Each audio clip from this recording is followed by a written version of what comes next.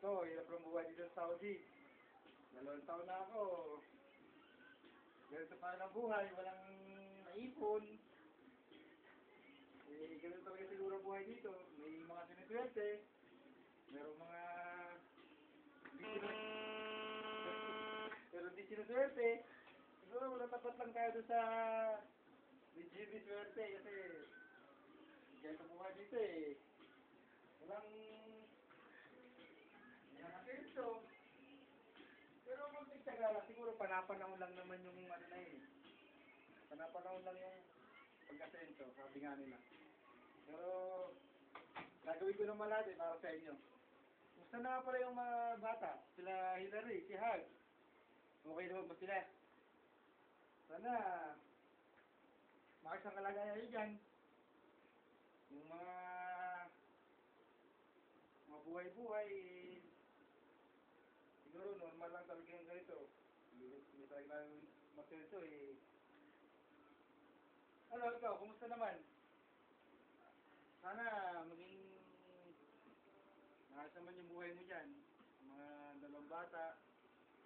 Sila papa nga pala, kumusta na? Sila mama. Saka si Lola.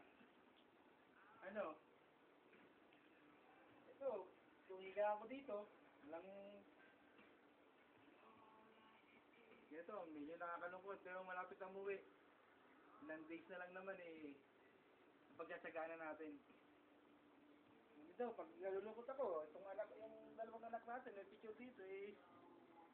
Ito lang yung tinitingnan natin, tinitingnan ko. Ito siya oh, yung 2.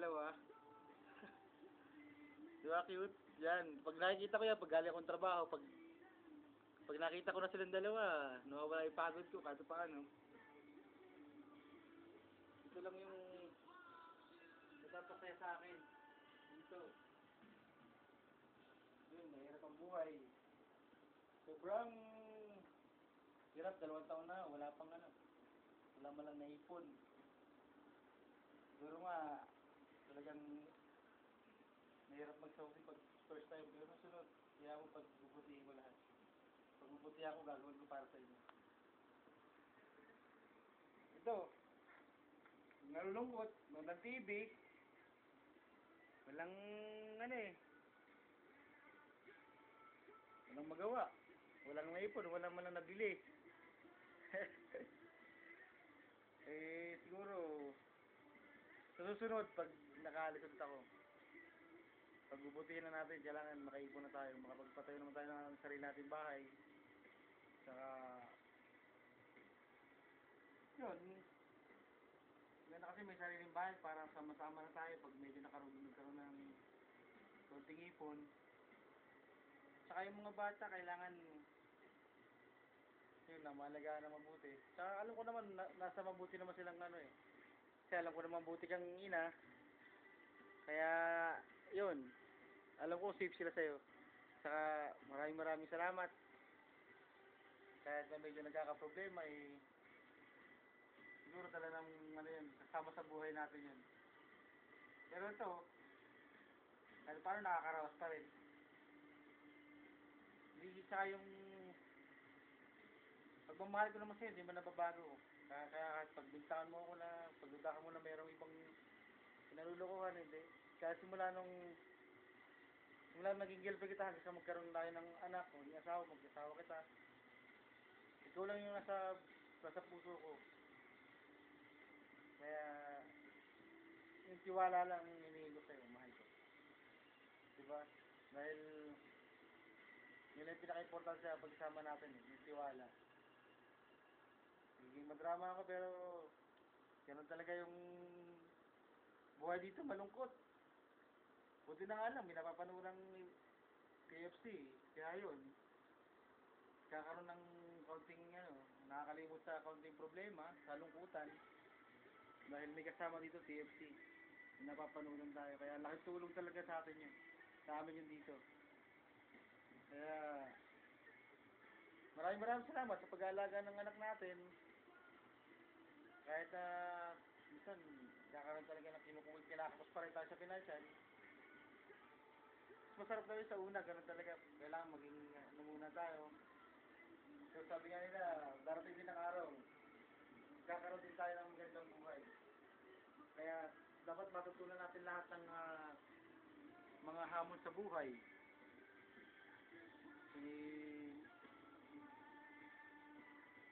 Ganun eh. Talagang kasama na sa buhay natin yung minsan ka ng problema sa financial, normal naman niya kahit sinong pamilya. Pero gagawa pa rin ako ng paraan, hindi ko kayo pababayaan. Dahil mahal na mahal kayo. Lalo ka na, yung mga anak natin. Bigyan natin ng magandang buhay dahil wala naman tayong ganang pagtubama sa kanila pagdating ng araw. Kaya hanggat maaari, talagang pagtuunan natin ng pansin para yung kinabukasan natin ng ating mga anak. Yun lang ang... Saka sana yung mga bata lapit na mag-aaral, 2 taon na mag-aaral na, 1 taon na lang si Hart, mag-aaral na. Kailangan makaipon na tayo. Kaya kailangan nag-exit ako dito dahil para makaharap na magandang trabaho. Medyo malaki ang sweldo dahil dito medyo maliit eh. Yun, hindi talaga kasya kung gusto ko bumalik dito kaso alam ko mayroong ibang opportunity para nakalasa sa akin. Ibang bansa, ibang lugar naman. Dahil hindi naman siguro yung kumpanya. Maraming kumpanya naman kailangan dapat lang hanapin. Ayun, kaya pala yung picture ko dito. Ayan, ako Yan yung picture ko dito nung nung winter kasi sobrang lamig dito. Ayun.